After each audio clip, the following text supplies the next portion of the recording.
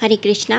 आज हम श्रीमद् भागवतम स्कंद 1 अध्याय 13 धृतराष्ट्र द्वारा गृह त्याग इसके 47वें श्लोक से पढ़ना शुरू करेंगे। अहस्तानि सहस्तानां पदानि चतुष्पदां फागुनी तत्र महतां जीवो जीवस्य जीवनम। जो बिना हाथ वाले हैं वे हाथ वालों के शिकार हैं, जो पांवों से विहीन हैं वे चौपायों के शिकार हैं। निर्बल सबल के भोज्य हैं और सामान्य नियम यह है कि एक जीव दूसरे जीव का भोजन बना हुआ है। तात्पर्य, अस्तित्व बनाए रखने हेतु जीवन संघर्ष का नियम श्री भगवान की परम इच्छा से है और कितनी भी योजनाओं द्वारा किसी के लिए भी इससे छुटकारा पाना संभव नहीं है। जो जीव इस संसार में परम पुरुष की इच्छा के विपरीत आए हैं वे माया शक्ति नामक उच्चतर शक्ति के अधीन रहते हैं, जो श्री भगवान द्वारा नियुक्त होती है। यह देवी माया बद्ध जीवों को 3 प्रकार के तापों से सताती रहती है, जिनमें से एक की व्याख्या इस श्लोक में हुई है। निर्बल सबल का आहार है। कोई भी अपने से अधिक सबल के हमले से अपनी रक्षा नहीं कर सकता और श्री भगवान की इच्छा से निर्बल सबल तथा सर्वाधिक सबल ये 3 कोटियां बनी हुई हैं। यदि बाघ निर्बल पशु को, जिसमें मनुष्य भी सम्मिलित है, खा जाता है तो इसमें शोक करने की कोई बात नहीं है, क्योंकि यह तो परमेश्वर का नियम है। यद्यपि नियम यह कहता है कि मनुष्य को किसी अन्य के जीवन पर जीवन निर्वाह करना होता है, लेकिन सद्भाव का भी नियम है, क्योंकि मनुष्य को शास्त्रों के नियमों का पालन करना होता है। अन्य जीवधारियों द्वारा ऐसा करना संभव नहीं होता। मनुष्य आत्म साक्षात्कार के लिए आया है, इसलिए उसे श्री भगवान को अर्पित किए बिना कोई भी वस्तु नहीं खानी है। श्री भगवान अपने भक्तों से शाक, फल, पत्ती तथा अन्न के बने विविध व्यंजन स्वीकार करते हैं। अतएव फल, पत्ती तथा दूध के विविध पकवान श्री भगवान को अर्पित किए जा सकते हैं और जब श्री भगवान इन्हें पालें तो भक्त इस प्रसाद को ग्रहण कर सकता है, जिससे जीवन संघर्ष के समस्त क्लेश क्रमशः दूर हो जाएंगे। इसकी पुष्टि श्रीमद् भगवद गीता 9.26 में हुई है। जो मनुष्य पशुओं का भक्षण करने के आदी हो गए हैं वे भी सीधे श्री भगवान को भोज्य पदार्थ ना अर्पित कर धार्मिक अनुष्ठानों की कुछ दशाओं में श्री भगवान के किसी दूत को अर्पित कर सकते हैं। शास्त्रों का आदेश मांस भक्षकों को प्रोत्साहित करना नहीं, अपितु नियमों के द्वारा उन पर प्रतिबंध लगाना है। जीव अपने से अधिक सबल अन्य जीव का भक्ष्य होता है। किसी को किसी भी परिस्थिति में अपने जीवन निर्वाह के लिए चिंतित नहीं होना चाहिए, क्योंकि सर्वत्र ही जीव है और कहीं पर भोजन के अभाव में एक भी जीव भूखों नहीं मरता। महाराज युधिष्ठिर को श्री नारद मुनि उपदेश देते हैं कि भोजन के अभाव में अपने चाचाओं के कष्ट भोगने की चिंता ना करे, क्योंकि वे जंगलों में उपलब्ध शाकों को श्री भगवान के प्रसाद के रूप में प्राप्त करके जीवित रह सकते हैं और इस प्रकार मोक्ष मार्ग प्राप्त कर सकते हैं। सबल द्वारा दुर्बल का शोषण प्राकृतिक अस्तित्व का नियम है। जीवों के विभिन्न साम्राज्यों में निर्बल को निगल जाने का सदैव प्रयास होता रहता है। भौतिक परिस्थितियों में किसी कृत्रिम साधन से इस प्रवृत्ति को रोके जाने की कोई संभावना नहीं है। इसे मनुष्य के आध्यात्मिक भाव को आध्यात्मिक नियमों के अभ्यास द्वारा जगाकर ही रोका जा सकता है, किंतु आध्यात्मिक विधि विधान एक और मनुष्य को निर्बल पशुओं का वध करने तथा दूसरी ओर शांतिपूर्ण सह अस्तित्व की शिक्षा नहीं देता। यदि मनुष्य पशुओं को शांतिपूर्ण सह अस्तित्व की अनुमति नहीं देता तो फिर वह किस प्रकार मानव समाज में शांतिपूर्ण सह अस्तित्व की उम्मीद कर सकता है। अतएव अंधे नेताओं को चाहिए कि वे परम पुरुष को जाने और तब ईश्वर की राजसत्ता को लागू करने का प्रयास करें। विश्व के जन समुदाय के मन में ईश चेतना को जगाए बिना ईश्वर का राज्य या राम राज्य असंभव है। श्लोक नंबर 48। तद्दिदं भगवान राजनेग आत्मात्मनां स्ववक्क अंतरो अंतरो भाति पश्यतम माययोरुधा। अतएव हे राजन, तुम्हें एकमात्र परमेश्वर को देखना चाहिए, जो अद्वितीय है और जो विभिन्न शक्तियों से साक्षात प्रकट होते हैं और अंदर तथा बाहर दोनों जगह है। तात्पर्य, पूर्ण पुरुषोत्तम भगवान अद्वितीय हैं, किंतु वे अपनी विभिन्न शक्तियों के द्वारा स्वयं प्रकट होते हैं, क्योंकि वे स्वभाव से आनंदमय हैं। सभी जीव भी उनकी तटस्था शक्ति के प्राकट्य हैं, जो गुणों में श्री भगवान के समान है, और श्री भगवान की बहिरंगी तथा अंतरंगी शक्तियों के अंदर तथा बाहर दोनों की जगह असंख्य जीव हैं। चूंकि आध्यात्मिक जगत श्री भगवान की अंतरंगी शक्ति की अभिव्यक्ति है, अतएव जो जीव उस अंतरंगी शक्ति के अंदर हैं, वे बहिरंगी शक्ति से दूषित हुए बिना गुण में श्री भगवान के समान ही है। जीव श्री भगवान से गुणों में एक होकर भी भौतिक जगत के कल्मश के कारण विकृत रूप में दिखता है, अतएव उसे भौतिक जगत में तथाकथित सुख तथा दुख का अनुभव होता है। ऐसे अनुभव क्षणिक होते हैं और उनसे आत्मा पर कोई प्रभाव नहीं पड़ता। ऐसे क्षणिक सुख तथा दुख की अनुभूति अपने गुण जो श्री भगवान के गुणों के समान है, उनकी विस्मृति के कारण होती है, किंतु श्री भगवान से अंदर तथा बाहर एक नियमित धारा प्रवाहित होती रहती है, जिससे जीव अपनी पतित अवस्था को सुधार सकता है। अंदर से वे अंतर्यामी परमात्मा के रूप में इच्छा करने वाले जीवों को सुधारते हैं, और बाहर से वे गुरु तथा शास्त्रों के रूप में अपनी अभिव्यक्ति द्वारा सुधारते रहते हैं। मनुष्य को श्री भगवान की ओर ही दृष्टि लगानी चाहिए। उसे तथाकथित सुख तथा दुख प्रकट होने पर विचलित नहीं होना चाहिए, अपितु पतित आत्माओं का सुधार करने के श्री भगवान के बाह्य कार्यों में उनकी सहायता करनी चाहिए। उन्हीं के आदेश से मनुष्य को आध्यात्मिक गुरु बनकर उनको सहयोग देना चाहिए। किसी को अपने निजी स्वार्थ, भौतिक लाभ या आजीविका कमाने हेतु अथवा धंधे के साधन के लिए गुरु नहीं बनना चाहिए। ऐसे प्रामाणिक गुरु जो श्री भगवान को सहयोग देने हेतु श्री भगवान की ओर दृष्टि लगाते हैं, वे गुणात्मक रूप से श्री भगवान से एक होते हैं, और भुलक्कड़ जीव केवल विकृत प्रतिबिंब मात्र होते हैं। अतएव युधिष्ठिर महाराज को श्री नारद मुनि उपदेश देते हैं कि वे तथाकथित सुख तथा दुख के विषयों में से तनिक भी विचलित ना हों, अपितु श्री भगवान के उस ध्येय को पूरा करने हेतु श्री भगवान की ओर देखें, जिसके लिए श्री भगवान अवतरित हुए हैं। यही उनका मूल कर्तव्य है। श्लोक नंबर 49।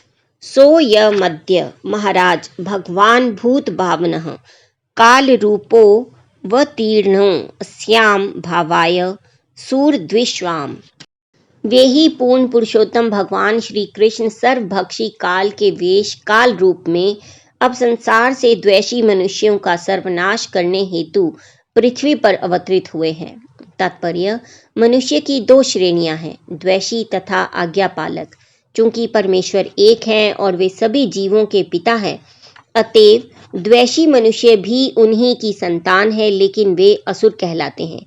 किंतु जो जीव सर्वोपरि पिता के प्रति आज्ञाकारी हैं, वे देवता कहलाते हैं, क्योंकि वे जीवन की भौतिक अवधारणा द्वारा कलुषित नहीं होते हैं। असुर न केवल श्री भगवान के अस्तित्व को नकार करके द्वेष दिखाते हैं, अपितु वे अन्य समस्त जीवों से भी द्वेष रखते हैं। जगत में असुरों के प्राधान्य को कभी कभी श्री भगवान उनको पूर्ण रूपेण विनष्ट करके ठीक करते हैं और पांडव जैसे देवताओं का राज्य स्थापित करते हैं। सद्य रूप में काल रूप नाम की उनकी उपाधि महत्वपूर्ण है। वे रंच मात्र भी भयावह नहीं है, अपितु वे शाश्वतता, ज्ञान तथा आनंद के दिव्य रूप हैं। जो भक्त हैं उनके सामने उनका वास्तविक रूप प्रकट होता है, किंतु जो अभक्त हैं उनके लिए वे काल रूप में प्रकट होते हैं, जो उनका कारण रूप है। श्री भगवान का यह कारण स्वरूप असुरों को तनिक भी सुहावना नहीं लगता, अतः वे श्री भगवान को निराकार मान लेते हैं, जिससे उनको सुरक्षा की भावना का अनुभव हो और वे ऐसा सोच सकें कि अब उन्हें श्री भगवान द्वारा नष्ट नहीं किया जाएगा। श्लोक नंबर 50। निष्पादितम देवकृत्यम वशेषम प्रतीक्षते तावद यू यमवेक्षध्वम भवेद यावदिहेक्षर्वः। श्री भगवान ने देवताओं की सहायता करने के अपने कर्तव्यों को पहले ही पूरा कर दिया है और जो शेष है उसके लिए वे प्रतीक्षारत हैं। आप सभी पांडव तब तक प्रतीक्षा कर सकते हो जब तक श्री भगवान इस धरा पर उपस्थित हैं। तात्पर्य, श्री भगवान अपने धाम कृष्ण लोक से जो आध्यात्मिक आकाश का सर्वोच्च लोक है, इस भौतिक विश्व के देव शासकों की सहायता करने हेतु तब तब अवतरित होते हैं जब जब वे उन असुरों द्वारा अत्यधिक सताए जाते हैं जो न केवल श्री भगवान से अपितु उनके भक्तों से भी द्वेष रखते हैं। जैसा कि ऊपर कहा जा चुका है, बद्ध जीव अपनी ही रुचि से भौतिक जगत के साधनों पर प्रभुत्व जताने की अपनी प्रबल इच्छा द्वारा प्रेरित होकर भौतिक संसर्ग में आते हैं और वे सभी वस्तुओं के अवास्तविक स्वामी बन बैठते हैं। प्रत्येक व्यक्ति काल्पनिक ईश्वर बनना चाहता है। ऐसे कृत्रिम ईश्वरों में प्रबल होड़ लगी रहती है और ऐसे प्रतियोगी सामान्यतया असुर कहलाते हैं। जब संसार में असुरों की संख्या बढ़ जाती है, तब यह जगत भगवत भक्तों के लिए नरक बन जाता है। असुरों की वृद्धि के कारण जनता, जो स्वाभाविक रूप से श्री भगवान की भक्ति को समर्पित होती है और उच्च लोक के देवताओं सहित श्री भगवान के शुद्ध भक्त उद्धार के लिए श्री भगवान से प्रार्थना करते हैं, तब श्री भगवान या तो स्वयं अपने धाम से नीचे आते हैं या अपने भक्तों में से किसी को मानव या पशु समाज की गिरी दशा सुधारने हेतु नियुक्त करते हैं।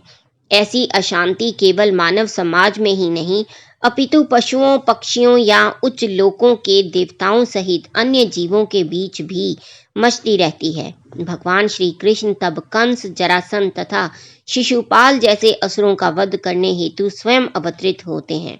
महाराज युधिष्ठिर के शासन काल में लगभग इन समस्त असुरों का वध श्री भगवान ने किया। अब वे अपने ही वंश यदुवंश के विनाश की प्रतीक्षा में थे, जो इस संसार में उनकी अपनी इच्छा से ही प्रकट हुआ था। वे अपने नित्य धाम जाने के पूर्व इस वंश को समेट लेना चाहते थे। श्री नारद मुनि ने महात्मा विदुर की ही तरह यदुवंश के आसन विनाश की बात प्रकट नहीं होने दी, किंतु अप्रत्यक्ष रूप से उन्होंने राजा तथा उनके भाइयों से संकेत कर दिया कि वे इस घटना के घटने तथा श्री भगवान के प्रयाण करने तक प्रतीक्षा करें। श्लोक नंबर 51। धृतराष्ट्रः सह भ्रात्रा गांधार्या च स्वभार्याया दक्षिणेन हिमवत ऋषिणामाश्रमं गतः। हे राजन, आपके ताऊ महाराज धृतराष्ट्र, उनके भाई महात्मा विदुर तथा उनकी पत्नी गांधारी हिमालय के दक्षिण की ओर गए हैं, जहां महान ऋषियों के आश्रम है। तात्पर्य, शोकातुर महाराज युधिष्ठिर को ढांढस बनाने हेतु सर्वप्रथम श्री नारद मुनि ने दार्शनिक दृष्टि से उपदेश दिया और फिर अपनी दिव्य दृष्टि से देखते हुए उनके ताऊ की भावी गतिविधियों का वर्णन करना प्रारंभ किया, जो इस प्रकार है। श्लोक नंबर 52। स्त्रोतोभि सप्तभिर्या वैस्वर्धुनि सप्तदा व्यधात सप्तानाम प्रीत्य नाना सप्त स्तोत्र प्रचक्षते। यह स्थान सप्त स्तोत्र 7 द्वारा विभाजित कहलाता है, क्योंकि यहाँ पर पवित्र गंगा नदी का जल 7 शाखाओं में विभाजित किया गया था। ऐसा महान सप्त ऋषियों की तुष्टि के लिए किया गया था। श्लोक नंबर 53। स्नात्वा अनुस्वनम तस्मिन् हुत्वा चाग्नि अन्यथा विधि अभपक्षः उपशांतात्मा स आस्ते विगतेषणः। इस समय सप्त स्तोत्र के तट पर महाराज धृतराष्ट्र नित्य 3 बार प्रातः, दोपहर तथा संध्या समय स्नान करके, अग्निहोत्र यज्ञ संपन्न करके तथा मात्र जल पीकर अष्टांग योग का अभ्यास करने में लगे हैं। इससे मनुष्य को मन तथा इंद्रियों पर संयम रखने में सहायता मिलती है और वह पारिवारिक स्नेह संबंधी विचारों से सर्वथा मुक्त हो जाता है। तात्पर्य, योग पद्धति इंद्रियों तथा मन को वश में करने तथा उन्हें पदार्थ से आत्मा की ओर मोड़ने की यांत्रिक विधि है। इसकी प्रारंभिक विधियां हैं आसन, ध्यान, आध्यात्मिक विचार, प्राणायाम, समाधि तथा परम पुरुष परमात्मा की ओर उन्मुख होना। इस प्रकार की यांत्रिक विधि से आध्यात्मिक पद तक ऊपर उठने हेतु कुछ विधान नियत किए गए हैं। दिन में 3 बार स्नान करना, जहाँ तक संभव हो उपवास करना, आसन लगाकर मन को आध्यात्मिक विषयों में एकाग्र करना तथा इस प्रकार धीरे धीरे विषय अर्थात भौतिक ध्येय से मुक्त होना। भौतिक जगत का अर्थ है भौतिक विषय में लिप्त होना, जो भ्रम मात्र है।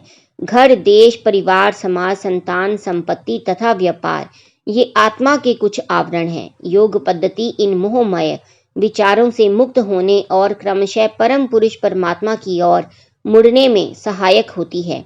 भौतिक संगति तथा शिक्षा द्वारा हम व्यर्थ की वस्तुओं में केंद्रित होना सीखते हैं, लेकिन योग ऐसी विधि है जिससे हम इन्हें पूर्ण रूप से भूल जाते हैं। आधुनिक तथा कथित योगी तथा योग पद्धतियां कुछ दैविकी इंद्रजाल जैसे कर्तव्य दिखाती हैं और अज्ञानी मनुष्य ऐसी झूठी बातों के प्रति आकृष्ट हो जाते हैं अथवा वे स्थूल शरीर के रोगों को अच्छा करने हेतु इसे एक सस्ती विधि के रूप में मानते हैं।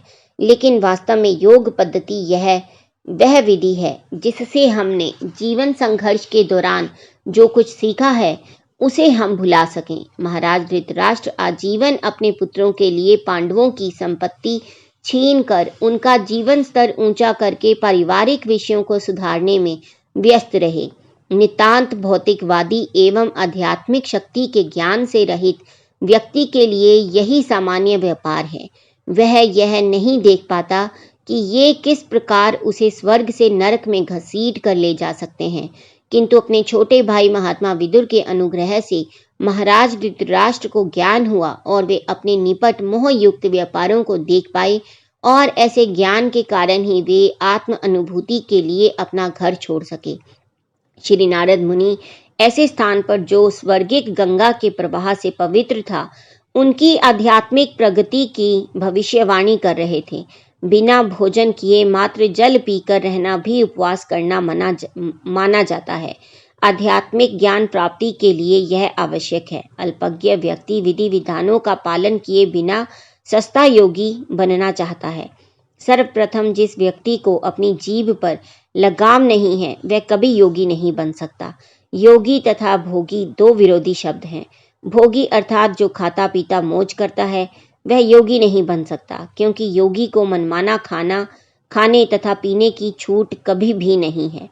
हमें इस बात पर ध्यान देने से लाभ होगा कि महाराज धृतराष्ट्र ने मात्र जल पीकर तथा एकांत में बैठकर भगवान श्री हरि के विचारों में तन्मय होकर कैसे अपना योग प्रारंभ किया था। श्लोक नंबर 54। जितासनो जित श्वासः प्रत्याहृत षडी इंद्रियः हरिभावनया दवस्त्रजः सक्तवत मोमलः। जिसने योगिक आसनों तथा श्वास लेने की विधि को वश में कर लिया है, वह अपनी इंद्रियों को पूर्ण पुरुषोत्तम भगवान के प्रति मोड़कर भौतिक प्रकृति के गुणों अर्थात सत्व गुण, रजोगुण तथा तमोगुण के कलमश के प्रति निर्लिप्त बन जाता है। तात्पर्य: योग विधि की प्रारंभिक गतिविधियां हैं आसन, प्राणायाम, प्रत्याहार, ध्यान, धारणा इत्यादि। महाराज धृतराष्ट्र को इन प्रारंभिक कार्यों में सफलता प्राप्त करनी थी, क्योंकि वे पवित्र स्थान पर आसीन थे और एक ही लक्ष्य अर्थात श्री हरि पर ध्यान लगाए हुए थे। इस प्रकार उनकी सभी इंद्रियां श्री भगवान की सेवा में लगी थीं। यह विधि भक्त को भौतिक प्रकृति के तीनों गुणों के कलमश से मुक्ति दिलाने में सहायक होती है। जब भौतिक सत्व गुण भी, जो कि सर्वोच्च गुण है, भवबंधन का कारण है, तो अन्य गुणों रज तथा तम के विषय में क्या कहा जाए। रज तथा तम गुणों से भौतिक भोग की इच्छा बढ़ती है और प्रबल कामेच्छा से संपत्ति तथा शक्ति के संचय को बढ़ावा मिलता है। जिसने इन दोनों अधम प्रवृत्तियों को जीत लिया है और अपने आप को सत्व गुण के स्तर तक उन्नत कर लिया है, जो ज्ञान तथा नैतिकता से परिपूर्ण है, वह भी इंद्रियों को अर्थात नेत्र, जीभ, नाक, कान तथा स्पर्शेंद्रियों को वश में नहीं कर सकता। किंतु जिसने उपयुक्त विधि से भगवान श्री हरि के चरणों में आत्मसमर्पण कर दिया है, वह भौतिक प्रकृति के गुणों के प्रभावों को पार कर सकता है और श्री भगवान की सेवा में स्थिर हो सकता है। अतएव भक्ति योग की विधि इंद्रियों को सीधे श्री भगवान की प्रेममयी सेवा में लगाती है। इससे कर्ता भौतिक कार्यकलापों में नहीं लग पाता। इंद्रियों को भौतिक आसक्ति से मोड़कर श्री भगवान की दिव्य प्रेममयी सेवा में लगाने की यह विधि प्रत्याहार कहलाती है और यह संपूर्ण प्रक्रिया प्राणायाम कहलाती है, जिसका अंत समाधि में अर्थात सभी प्रकार से परमेश्वर श्री हरि को प्रसन्न करने हेतु तन्मय रहने में होता है। श्लोक नंबर 55। विज्ञानात्मनि संयोज्य क्षेत्रज्ञ प्रविलाप्यतम ब्राह्मण्य आत्मान माधारे घटांबर मीवांबरे। महाराज धृतराष्ट्र को अपने शुद्ध सत्ता को बुद्धि में संयोजित करके तब परम पुरुष के साथ जीव के रूप में गुणों के एकात्मकता के बोध सहित परम ब्रह्मा के साथ तदाकार होना होगा। घटाकश से मुक्त होकर उन्हें आध्यात्मिक आकाश तक ऊपर उठना होगा।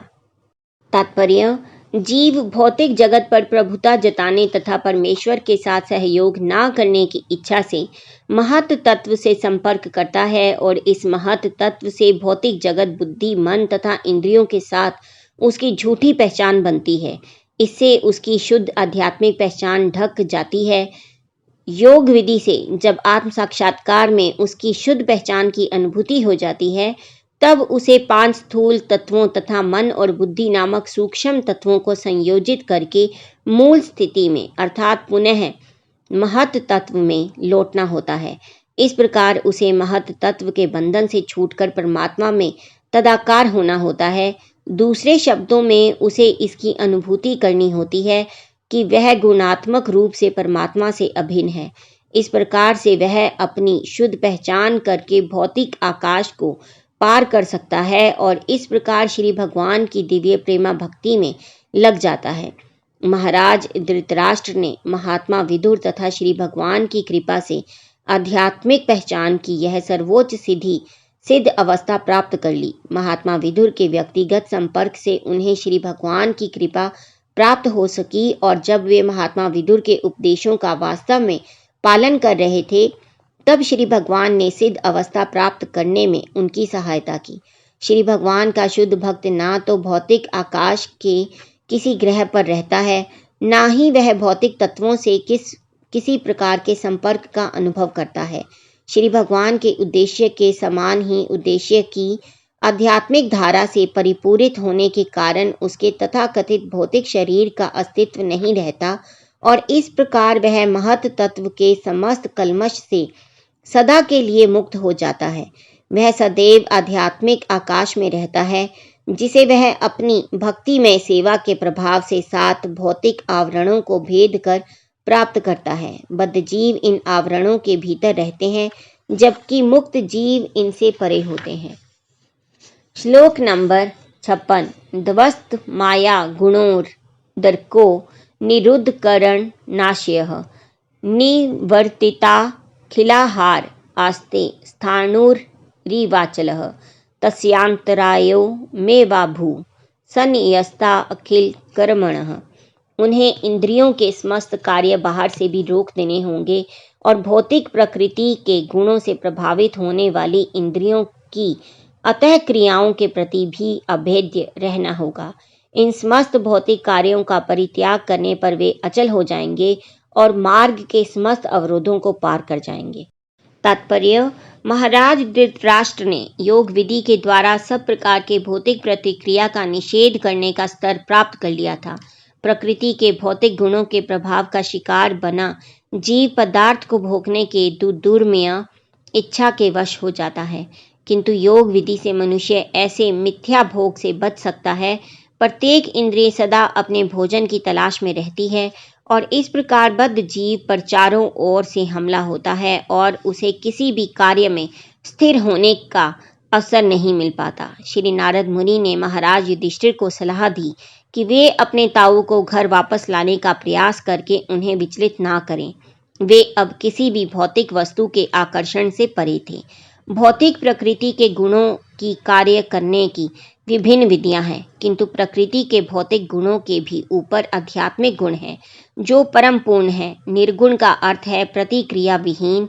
आध्यात्मिक गुण तथा इसका प्रभाव समान है, अतएव आध्यात्मिक गुण को निर्गुण कहकर उसे भौतिक गुण से भिन्न दिखाया जाता है।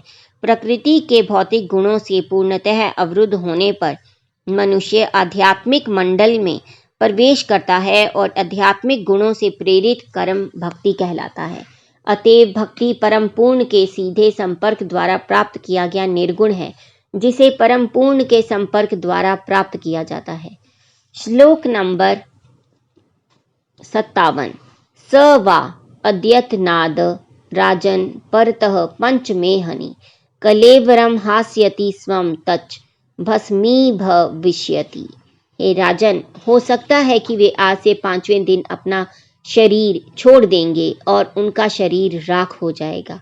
तात्पर्य, श्री नारद मुनि की भविष्यवाणी ने युधिष्ठिर महाराज को उस स्थान को जाने से रोक दिया जहां उनके ताऊ रह रहे थे, क्योंकि वे अपनी योग शक्ति से अपना शरीर त्यागने के पश्चात भी महाराज धृतराष्ट्र को किसी दाह संस्कार की आवश्यकता नहीं थी। श्री नारद मुनि ने संकेत किया कि उनका शरीर स्वतः जलकर भस्म हो जाएगा। योग पद्धति की सिद्धि ऐसी ही योग शक्ति से प्राप्त की जाती है। योगी इच्छित समय में अपना शरीर त्याग सकता है और अपने इस शरीर को स्वयं के लिए सृजित की हुई अग्नि से भस्म करके इच्छित ग्रह को प्राप्त कर सकता। श्लोक नंबर 58। दह्य माने अग्नि बिरदेहे पत्युपत्नी सहोटजे बहि स्थिता पतिम साध्वी तम अग्नि मनु वेक्ष्यति। बाहर से अपने पति को अपनी योग शक्ति की अग्नि में अपनी कुटिया सहित जलता हुआ देखकर उसकी साध्वी पत्नी एकाग्रता पूर्वक ध्यान मग्न होकर अग्नि में प्रवेश करेगी। तात्पर्य, गांधारी एक आदर्श सती नारी थी। वे अपनी पति की जीवन संगनी थी। अतएव जब उन्होंने देखा कि उनके पति योग की अग्नि में पर्णकुटी सहित जल रहे हैं तो वे निराश हो गई। उन्होंने अपने 100 पुत्र खोने के पश्चात घर छोड़ दिया था और अब जंगल में अपने अत्यंत प्रिय पति को भी जलते हुए देख रही थी। अब वे वास्तव में अकेली अनुभव कर रही थीं। अतएव उन्होंने भी अपने पति की अग्नि में प्रवेश कर पति का अनुगमन करते हुए देह त्याग किया। सती स्त्री का अपने पति की अग्नि में प्रवेश करना सती संस्कार कहलाता है और यह कर्म स्त्री के लिए अति उत्तम माना जाता है। बाद के युग में यह सती प्रथा अत्यंत घृणित अपराधी कृत्य बन गई, क्योंकि यह प्रथा अनिच्छित स्त्री पर भी थोपी जाने लगी। इस पतित युग में किसी भी स्त्री के लिए गांधारी तथा अन्य व्यक्तियों के समान सती संस्कार का शुद्ध विधि से पालन करना संभव नहीं है। गांधारी जैसी सती नारी को पति का वियोग वास्तविक अग्नि से अधिक दाहक प्रतीत होता था। ऐसी नारी स्वेच्छा से सती धर्म का पालन कर सकती है, किंतु किसी के द्वारा बल प्रयोग नहीं किया जाता है। जब यह प्रथा औपचारिकता बन गई तो इस नियम का पालन कराने हेतु नारी पर बल प्रयोग किया जाने लगा। तब यह सचमुच अपराधपूर्ण बन गई। अतएव राज नियम द्वारा इसे बंद कराना पड़ा। श्री नारद मुनि की इस भविष्यवाणी ने महाराज युधिष्ठिर को अपनी विधवा ताई के पास जाने से रोक दिया। श्लोक नंबर 59। विदुरस्तु तदाश्चर्यं निशाम्य कुरुनंदन हर्ष शोक युत स्त अस्माद गंता तीर्थ निषेवकः। तब हर्ष तथा शोक से अभिभूत होकर महात्मा विदुर उस पवित्र तीर्थ स्थान से चले जाएंगे। तात्पर्य, महात्मा विदुर मुक्त योगी के रूप में अपने भ्रात्रा धृतराष्ट्र के आश्चर्यमय प्रयाण को देखकर चकित थे, क्योंकि वे अपने विगत जीवन में भौतिकवाद में अत्यधिक लिप्त थे। निसंदेह महात्मा विदुर के ही कारण उनके भाई को जीवन की वांछित गति प्राप्त हुई। अतएव यह जानकर महात्मा विदुर परम प्रसन्न थे, लेकिन उन्हें दुख था कि वे अपने भाई को शुद्ध भक्त ना बना पाए। महात्मा विदुर ऐसा ना कर पाए क्योंकि महाराज धृतराष्ट्र उन पांडवों से शत्रु भाव रखते थे जो सभी श्री भगवान के भक्त थे। वैष्णव के चरण कमलों पर किया गया अपराध श्री भगवान के चरण कमलों पर किए गए अपराध से अधिक घातक होता है। निश्चय ही महात्मा विदुर अपने भाई महाराज धृतराष्ट्र पर अत्यंत कृपालु थे, जिनका पिछला जीवन अत्यंत भौतिकवादी था, किंतु ऐसी कृपा का वर्तमान जीवन में फल अंततः परमेश्वर की इच्छा पर निर्भर होता है। अतः महाराज धृतराष्ट्र को केवल मुक्ति लाभ हुआ। ऐसे अनेक मुक्त जीवनों के पश्चात ही भक्ति की अवस्था प्राप्त हो पाती है। महात्मा विदुर अपने भाई तथा भाभी के देहांत से अत्यंत शोकातुर थे और ऐसे शोक को दूर करने का एकमात्र उपाय था कि वे तीर्थ यात्रा के लिए निकल पड़े। अतः महाराज युधिष्ठिर के पास अपने जीवित चाचा महात्मा विदुर को वापस बुलाने का अवसर न था। श्लोक नंबर 60। इति युक्त्वा थारुहुतः स्वर्गं नारदः सह तुम्बरुः युधिष्ठिरो वचस्तस्य हृदि कृत्वा जहा अच्युचः। ऐसा कहकर महर्षि नारद ने अपनी वीणा सहित अंतरिक्ष में आरोहण किया। युधिष्ठिर ने उनके उपदेश को अपने हृदय में धारण किया, जिससे वे सभी शोकों से मुक्त हो गए। तात्पर्य: श्री नारद मुनि शाश्वत अंतरिक्ष यात्री हैं, जिन्हें भगवत कृपा से आध्यात्मिक शरीर प्राप्त हुआ है। वे बिना किसी प्रतिरोध के भौतिक तथा आध्यात्मिक दोनों ही जगतों के बाह्य आकाश में विचरण कर सकते हैं और देखते ही देखते दूर सुदूर के किसी भी ग्रह में तत्क्षण पहुंच सकते हैं। दासी पुत्र के रूप में हम उनके विगत जीवन का वर्णन पूर्व में ही कर चुके हैं। शुद्ध भक्तों की संगति करने से ही उन्हें शाश्वत अंतरिक्ष यात्री का पद प्राप्त हुआ था, अतएव उन्हें विचरण करने की स्वतंत्रता थी। हमें श्री नारद मुनि के चरण चिन्हों पर चलने का प्रयास करना चाहिए और यांत्रिक साधनों से अन्य लोकों तक पहुंचने का व्यर्थ प्रयास नहीं करना चाहिए। महाराज युधिष्ठिर धर्मात्मा राजा थे, अतएव समय समय पर उन्हें श्री नारद मुनि के दर्शन होते रहते थे। अतएव जो श्री नारद मुनि का दर्शन करने के इच्छुक हों, उन्हें सर्वप्रथम धार्मिक बनना होगा और श्री नारद मुनि के चरण चिन्हों का अनुसरण करना होगा। इस प्रकार श्रीमद् भागवतम के प्रथम स्कंद के अंतर्गत धृतराष्ट्र द्वारा गृह त्याग नामक 13वें अध्याय के भक्ति वेदांत तात्पर्य पूर्ण हुए। हरे कृष्णा। आज का पठन हम यहीं समाप्त करेंगे और कल हम अध्याय 14 भगवान श्री कृष्ण का अंतर्धान होना इसे शुरू करेंगे। तब तक आप जपते रहिए हरे कृष्णा कृष्णा कृष्णा हरे हरे, हरे राम राम राम हरे हरे। हरि बोल।